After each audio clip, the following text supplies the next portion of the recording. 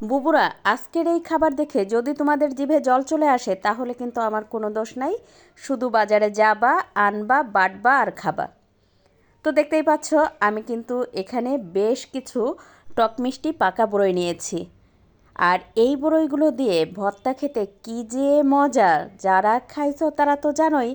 রাস্তায় যে মামারা বিভিন্ন ধরনের জিনিস দিয়ে ভর্তা করে সেটার মজা তো আলাদা।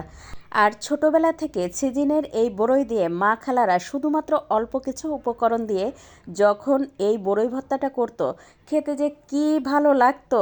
আর যখন এই ভর্তাটা করা হতো তখন চারপাশে আমরা সবাই কলার পাতা হাতে করে বসে থাকতাম, কখন ভর্তা হবে, কখন খাবো। দেখতেই পাচ্ছ, বড়ইগুলোর বটুটা ফেলে আমি খুব সুন্দর করে ধুয়ে নিয়েছি।